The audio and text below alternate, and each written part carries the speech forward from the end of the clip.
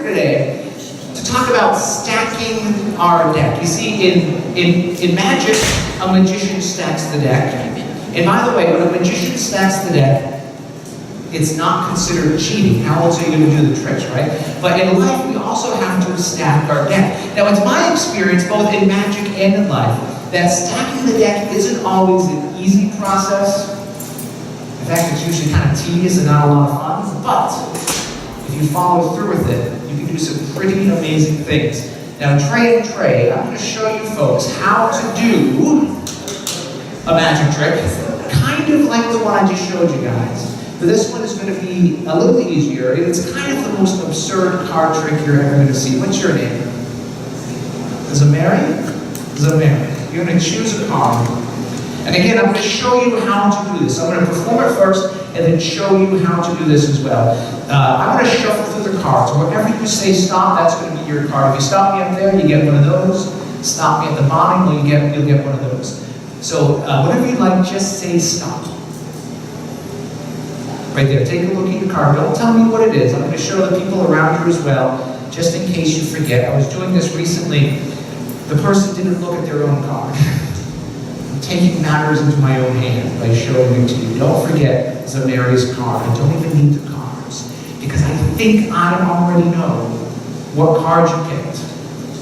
What I did was, before I got here, I took a different playing card from a different deck of cards, and I placed it inside my wallet. Zamari, do you believe the card that I have inside my wallet is your card? She's just like, well, yeah, it's a magic show, of course. Of course it's going to be the right card, right? I'm going to show you this card, Zamari. Take a nice close look at it very carefully, and in a loud, clear voice so everyone can hear yes or no. Is your card on that card? Yeah, is your card on there? No! Okay, Zamari's, she's getting into details, right? All right, I'm going to show you what's going on. Every single playing card is printed on this card. No matter what card you picked. I even have the Joker on here in the off chance that you chose the Joker. Did you choose the Joker? What was your card? It's okay if you say it.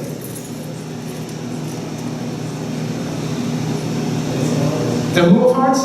The Ace of Hearts. The Ace of Hearts is on there, see? The Ace of Hearts. Oh, well, yeah, details. But you see how easy it is? If you stack the deck in the right kind of way, all you need to do in this case is stack one card, right? It's easy to be confident of our future if we know that there's no way to fail, right? And that's what we're going to talk about today. We're going to talk about how we can stack our deck so that we can achieve success regardless of the circumstances, regardless of the criticisms that we will face in life. We'll always be able to have the confidence we need to boldly step forward and perform. Now, I tell you all of this, even though I have faced some less than desirable circumstances in my life. In fact, it was 10 years ago this year, I went on tour with a band. I was their opening act. We went down through Pennsylvania. On our way through Pennsylvania, we stopped for a show in Pittsburgh, Pennsylvania. By round of applause, who's been to Pittsburgh? Okay, a handful of you. If you've never been, I don't recommend going because of the story that I'm going to share with you folks. This is what happened. On our way to Pittsburgh, we stopped for a show. On this particular night, the band finished unloading all of their equipment into the club. And then I went back out to the tour van to get my equipment so I could set up to do my show. And just as I got outside, I became abundantly aware that there were two street thugs lurking about. Everyone go. Now I knew they were street thugs because they had hoods and everything. So we're just like the ones on TV, right? My gut instinct was to retreat back to the safety of the club to wait for these street thugs to scamper off. Or whatever it is street thugs happen to do. I didn't know at the time. But then I hesitated. And I hesitated because I thought, I don't actually know that these are street thugs, right? That's just society. That's just the media telling me something about these two gentlemen that I truly know nothing about. So I ignored my fears, I ignored my assumptions, and I went out to the tour van. And then just as I got up to the tour van, I felt these two strong arms push me up against the van, and the street thugs proceeded to mug me. Turns out, they were thugs. You're just like, yeah, that's fantastic. Thank you, Trey. He's like, what is this? I thought you were on my side with this. So Trey, this had never happened to me. So I had never been mugged before. So this was all very exciting. I don't recommend it, but it is an exciting experience. And before I knew what was happening next, they were scampering off with my wallet. By the way, it turns out they do scamper. That's what thugs do. I had no idea until that point. But again, this whole thing happened very quickly, and I didn't realize it. When I got into the club, I was in a bit of a daze. When I got inside, it was just in time to be told it was time to go on stage to start my set. So I walk out on stage, and I start off by saying, so I was just mugged outside. And everyone started laughing because they thought it was part of my act. I said, no, I'm serious. It's terrible to be here. I want to go home. I don't want to be in Pittsburgh, Pennsylvania anymore. And again, this whole thing happened very quickly. So it took me a few days to process what had happened. You know, I had to find a safe space to talk about my feelings and to journal about it. And when I finally did process what had happened, I realized something quite profound. And this is what I want to share with you folks today.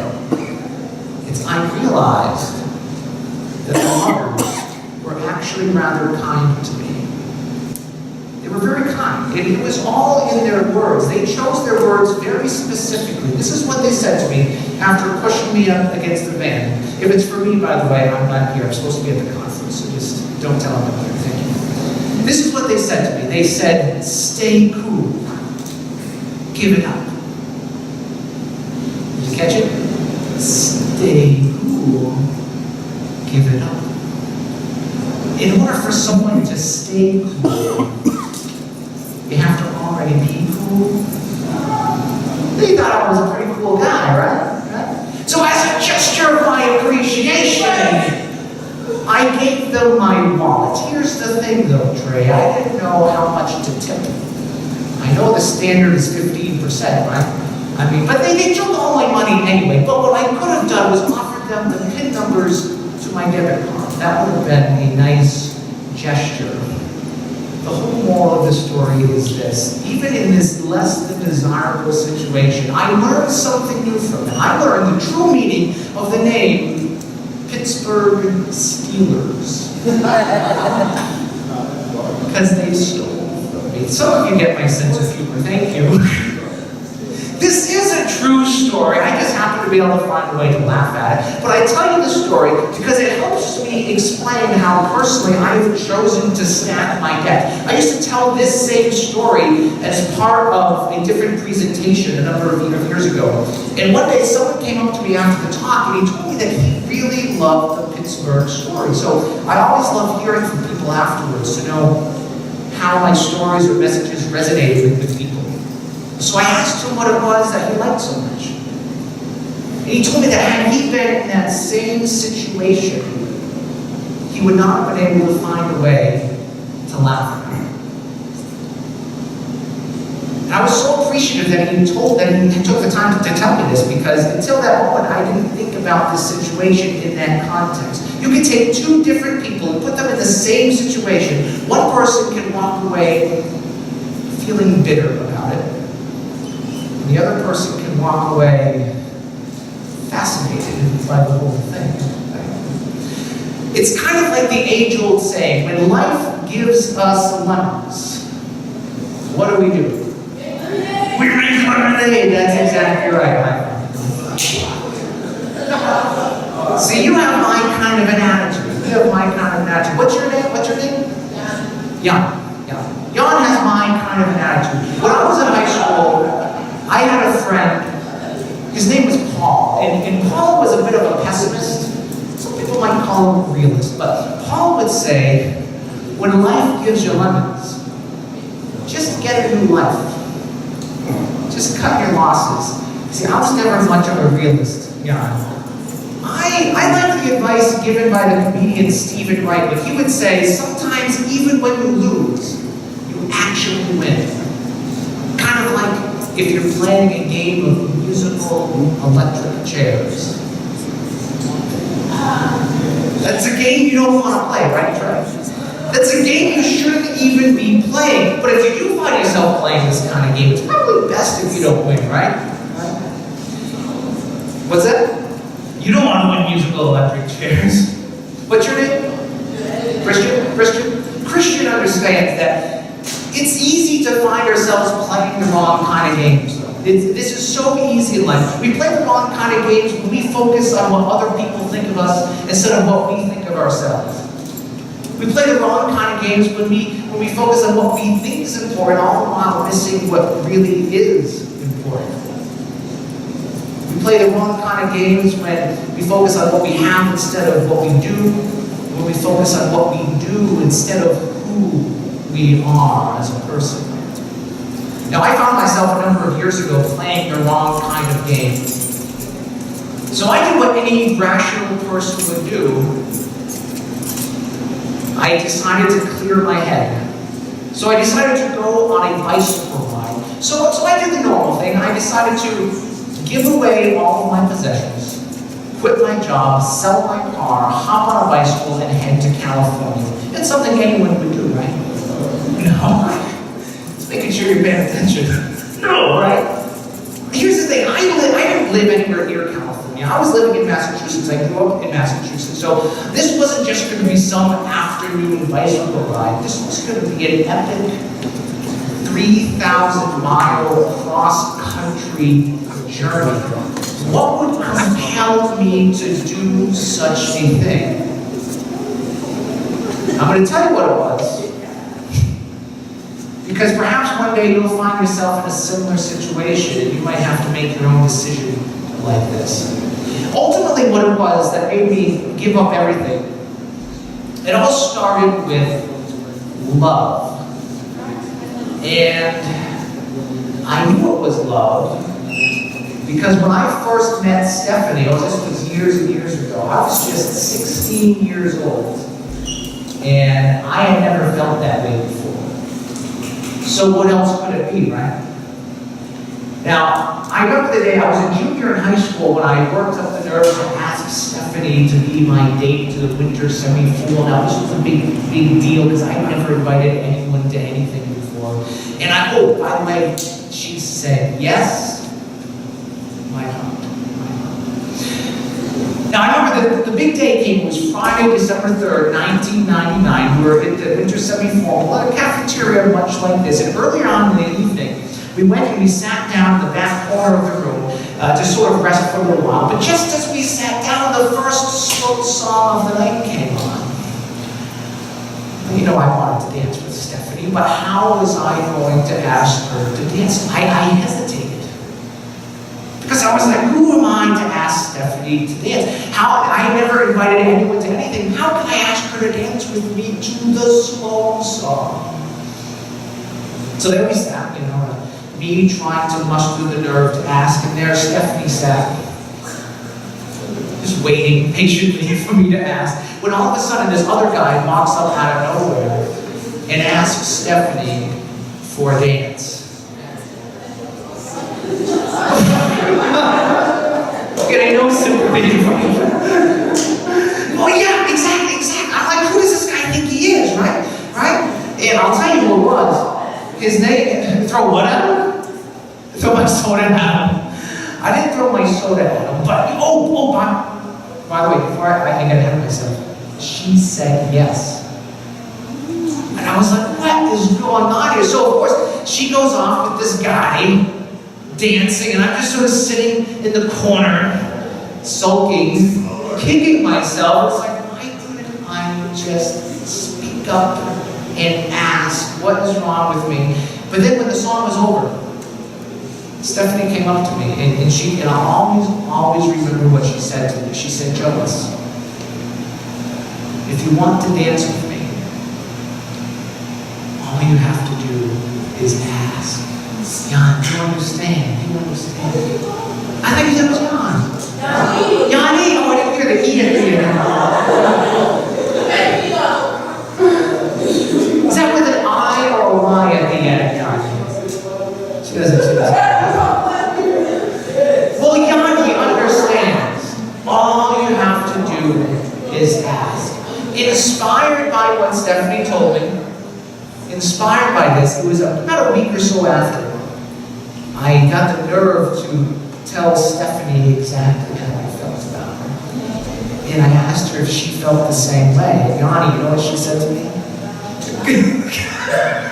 Yanni's just like, no. She was kinder than that. But essentially, essentially that's what she said. She said, Jonas, we're just friends. You know, oh, by the way, I'm going to pause here for just a moment, because I want to make this clear. This story that I'm sharing with you folks, this is a happy story. It has a happy ending. It's just not all happy endings have happy beginnings, all right? So, for the next 8 years, I got busy doing other things, you know? Just because I'm in the friend zone doesn't mean I can't live my life, right? So I told her, I said, that's fine, as long as we're friends, that's okay. For the next 8 years, I got busy doing other things. I had my own dreams, I had goals, I had things I wanted to work on. I worked on my magic act. I found teachers and mentors who could help teach me how to do magic, because that was my big dream. I went to networking events. I got my business cards in the hands of decision makers. I was really, really hustling, trying to make some money doing this. And all of this hard work paid off. In 2006, when the producers of NBC contacted me, because it was the first season of their brand new show, America's Got Talent. And they were looking for variety acts. And they were contacting me. I was like, whoa, all of this hard work is paying off. I have been hustling, working at this like local, regional level. You can work hard, but you can't really achieve that much. But if I get onto this national stage, even if I don't win this talent show, right? Just getting on that stage, I can work hard and achieve big. So I picked my best magic trick. I hopped on a train, and I got to New York City, and I got to this line that wrapped all the way outside of the building, all the way around the block, and I just waited in line. And I waited in line. And I waited some more. Patience is very important. But I never got to the audition room. See, there were too many people there that day, so the producers, they shut down the line. But they did give everyone passes who were waiting in line. They said, you can come back tomorrow, but I didn't go back the next day. I didn't go back the next day because I had something more important that I had to do. What could have been so important? To miss this opportunity that I had been waiting and working hard for, not just waiting, but working hard for 8 years to get.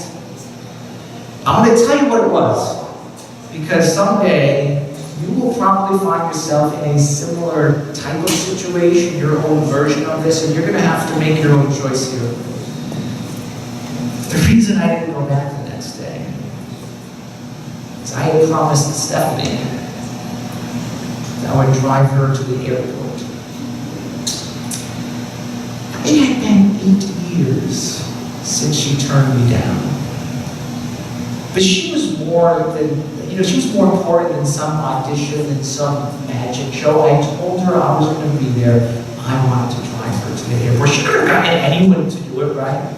But I wanted to do it. She was more valuable. And I'm just so happy that I took the opportunity to stack my own deck with those sort of priorities, those sort of values. Because it was the following year, summer of 2007, Stephanie came up to me and she told me that she was in love with me too. My heart, thank you, Christian. You see, this is a happy story, right? It's a happy story. It was the happiest moment of my life. Now, of course, up until that moment, it was the happiest moment. It's not like all of a sudden it's downhill from there, right? But there are more happy days.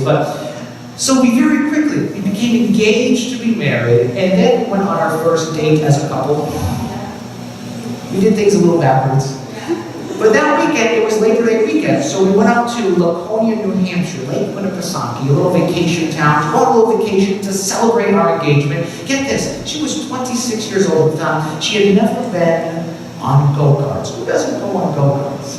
I took her on go-karts. She had never been to a drive-in movie, so I took her to the drive-in movie. That whole weekend, what else did we do? We went rock wall climbing, we watched fireworks at night over Lake Winnipesaukee, and that just whole weekend we just laughed the whole time, we smiled the whole time, and then just 2 days after we got back from this most amazing weekend of our lives, very quietly in her sleep, Stephanie died.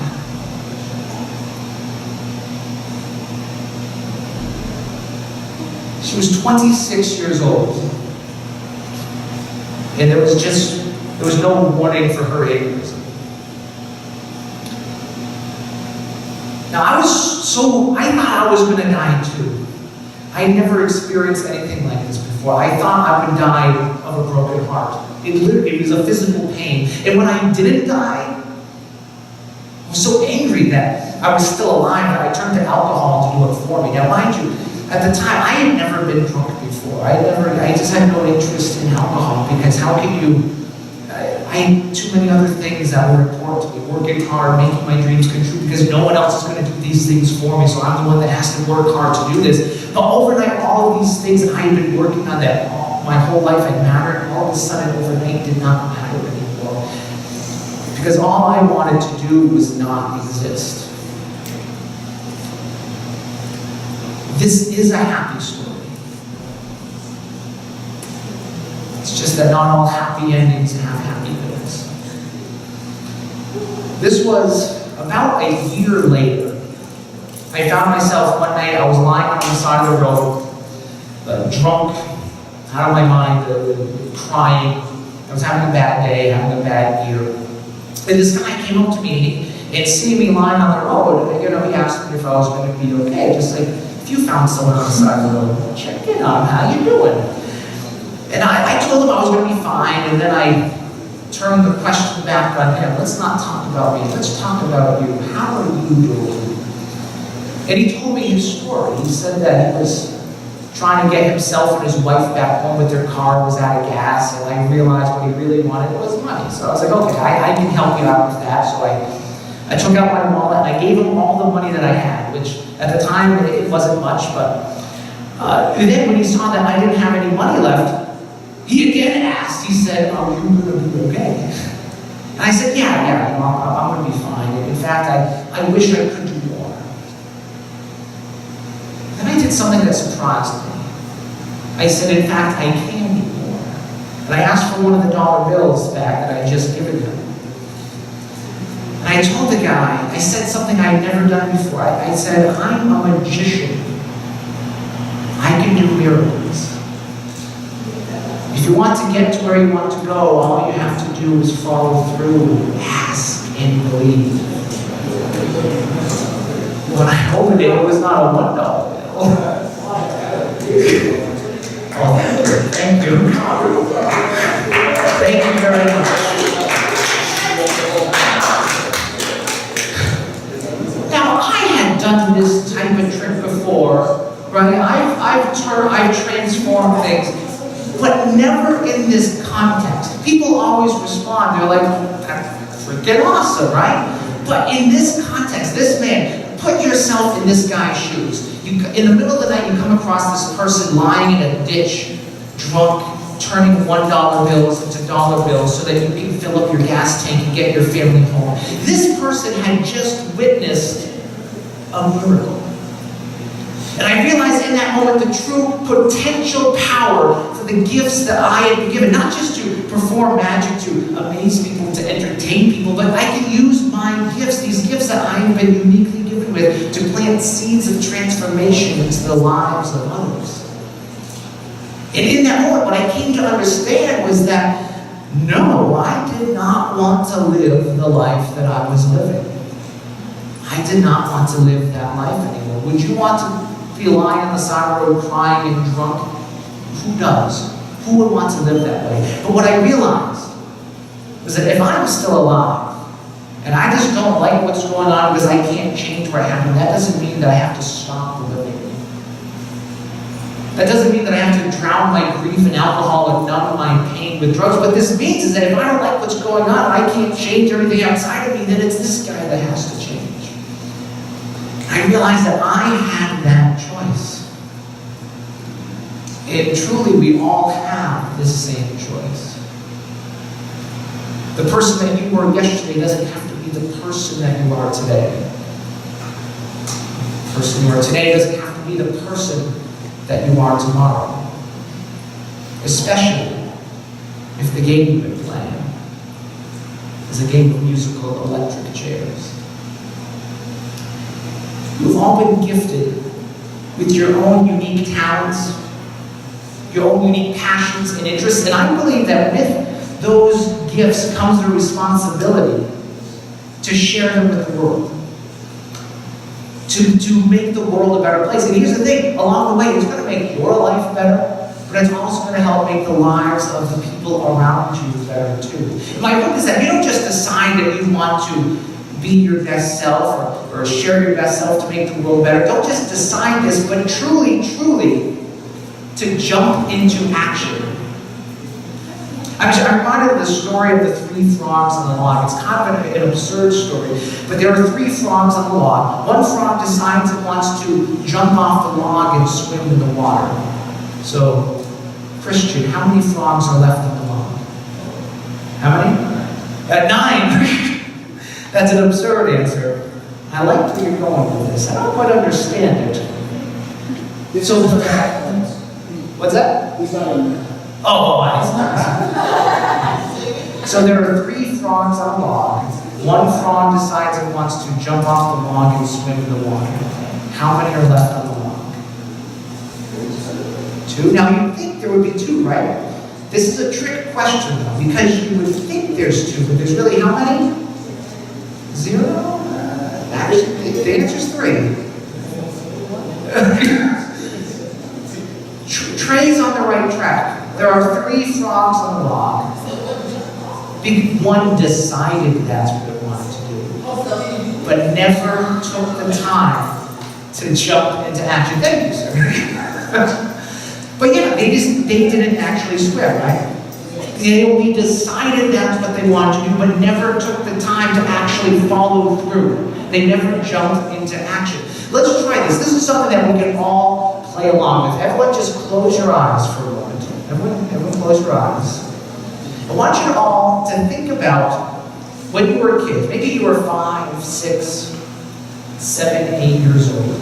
However old you were, when you can think of a very specific, a very concrete dream that you had. Maybe this is a dream of someone you wanted to be, something you wanted to do, it was somewhere you wanted to go, maybe it was something you wanted to have. Whatever this dream is, think about the feelings that you had when you were this age, when you were a little kid. And think about how you would feel then if you had accomplished that dream. Now what I want you to do is think about what you're doing now. Maybe the past few years, maybe what you're doing this week. And think about what your dreams are now. Maybe it's the same dreams you had when you were a kid, but maybe your dreams have changed over time. Maybe as your life changed, your interests changed, or maybe just life intervened and it said, no, you can't do that dream. Whatever the case may be, think about your childhood dream, and think about what you're doing now, and open your eyes. As kids, we're often told the things that we can't do, right? You know, when we're little kids, we're always told, you can't do this, you can't do that. Sit down, shut up. Everyone's so mean to little kids. I never understood that, right?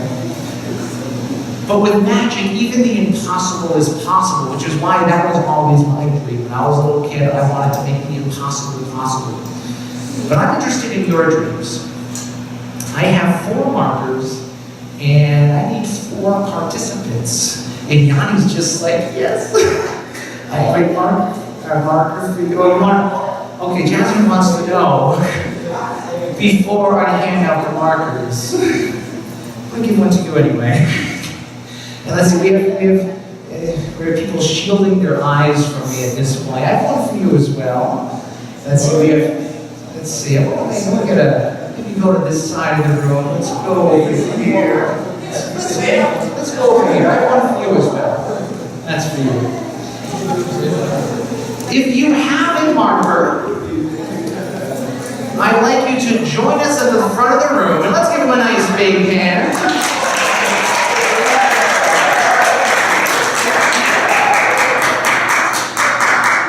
Thank you very much. Let's start over here. What's your name? Samaje. Samaje? Oh, I think so. That's the sound of magic. Samaje. And Jasmine. Nice to see you, Jasmine. And Yanni. And this gentleman over here. Is that Julio? Julio. All right. We have 4 markers, 4 dreamers, we'll call them, but we also have, dreamers. I also have 4 note cards. These are my note cards. Note cards. I have a note cards for you. I have a note card for you. Note card for you. And a note card. You're very welcome. Aren't they so polite? Where'd you find them? All right, we're going to use the blank side of the note card. Don't write anything just yet. When I turn my back, you're going to write down what your dream was when you were a little kid. If you were me, I'm going to give you an example. You would write down magician. Whatever your dream is in as few words as possible, 1, 2, maybe 3 words, write down what your dream is. But don't let each other see. Don't let anyone else see, especially don't let me see. I'm going to turn my back now, and you may begin writing. Now, here's the thing. You folks have a better chance of figuring this out because you all are in the same school, you attend classes together, so you probably have a better chance of figuring out what their dreams are. Now, I've only just met them, but I'm going to try and match each person with their dream, hopefully. And there's 3 ways to do this. The first way is the easiest way. I can just ask them. I can say, hey, what was your dream? That's the boring way. We're not going to do it the boring way. The other way is to look at the handwriting. It's not that each personality has a different handwriting, right? But I only just met them. I don't quite know their personalities exactly.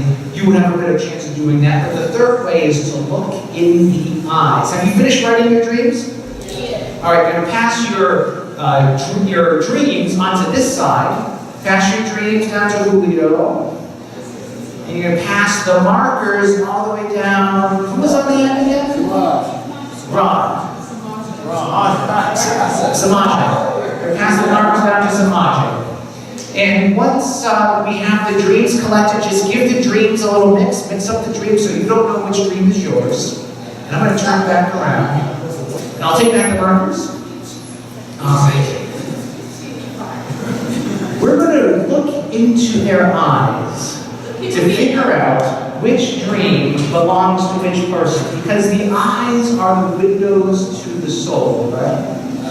I'm going to take each dream one at a time. I'm going to hold them up to them, and I'm going to ask them each time, is this your dream? And here's the thing, even if it's not your dream that you're looking at, you're going to say the same thing each time. So you're going to say 4 times, you're going to say, oh, that is so me. That's your line. All right? Oh, that is so me.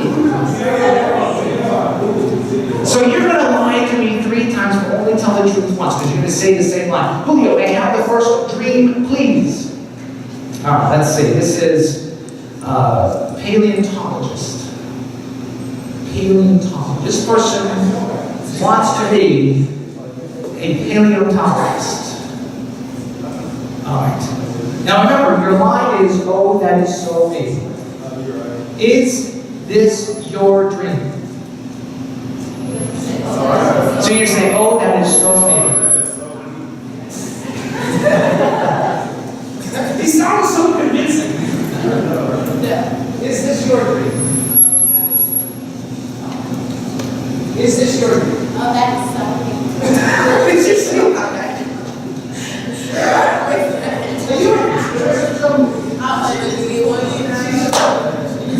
Is this your dream?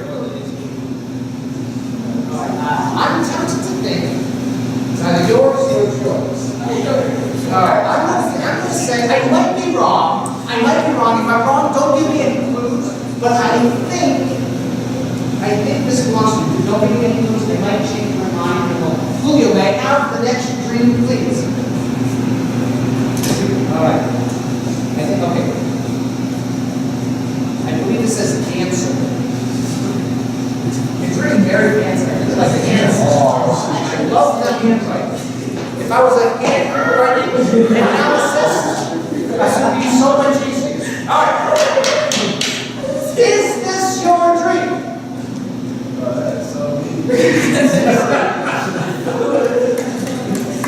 No. Is this your dream? Just say. Is this your dream? Where do you find them, guys? You just don't know. Oh, wait, no. Is this your dream?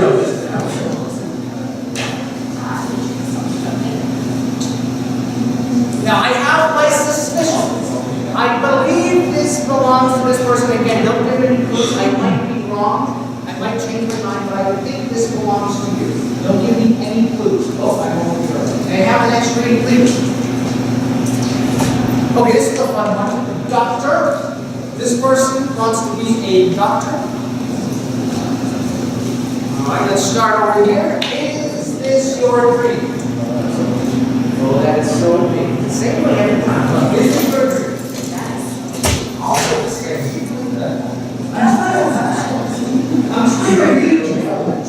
She's either telling the truth every time, which is possible, or she's a ruthless liar, or she just has lots of dreams. I don't know what's going on here. Is this your dream? Is this your dream? And you need to say every time. I don't know. I'm trying to figure this out. All right, I'm leaning towards Julio. I might be wrong. Don't give me any clues. I think you have one more dream left. Can I see that one? This is. Oh, okay. All right. This is good one. I think this is good. That might change what I want to do. This is boxer. This person wants to be a boxer. All right. Is this your dream? Is this your dream? That is so. Oh my God! He's so versatile. Is this your dream? Oh, that is so deep. Is this your dream? All right, I already gave. I want to switch. I don't think you want to be a boxer. You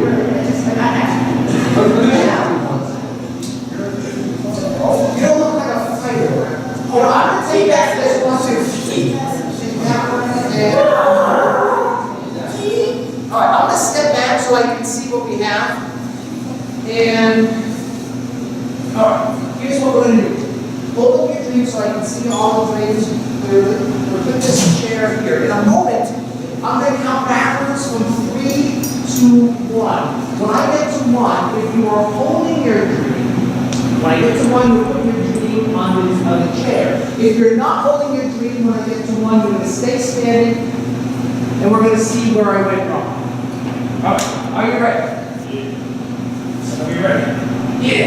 Yeah. A little more. Come. 3, 2, 1.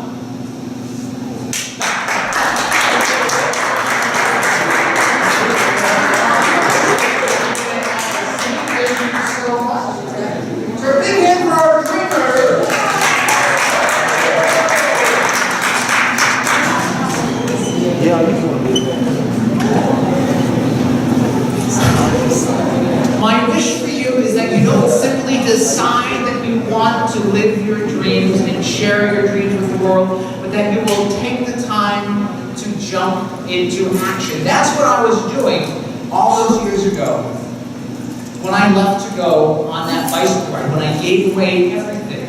Because I realized that things weren't going to change until I did. I gave away possessions that would distract me. I left a toxic environment that was holding me back. I stopped doing activities that did not serve my higher purpose. And over a period of 6 months, actually before I get ahead of myself, I never made it to California on the bicycle ride. At the time, I weighed almost 300 pounds. I was not physically capable of riding cross country on a bicycle. But what I did take away from that time in my life, by getting rid of all the distractions, it gave me the clean slate that I needed to focus truly on what mattered most. And over that period of 6 months, I came away happy.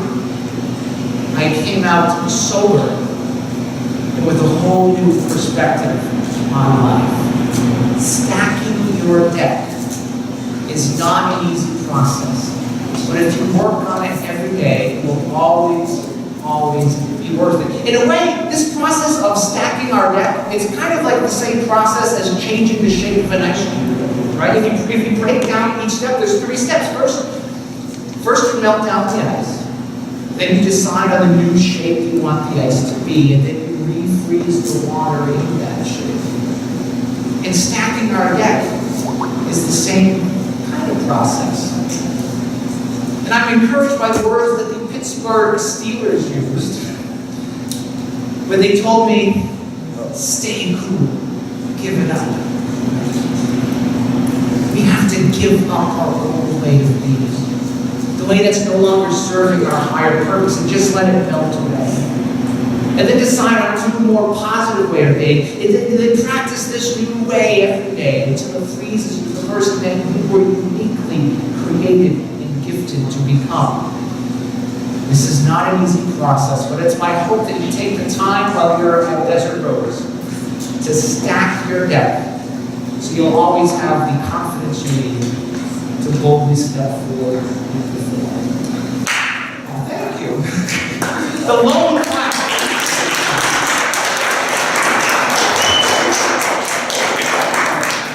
You know what? I'm going to leave you folks with one final piece of encouragement before I go. I realize you guys have to get going too.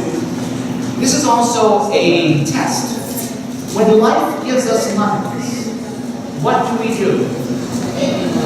Make lemonade. That we should see Yanni's face. That's right. Make lemonade. Don't get a new life like my friend Paul says. But here is the deepest secret that nobody knows. And here is the wonder that's keeping the stars apart. Whatever your lemon is precisely what you must face.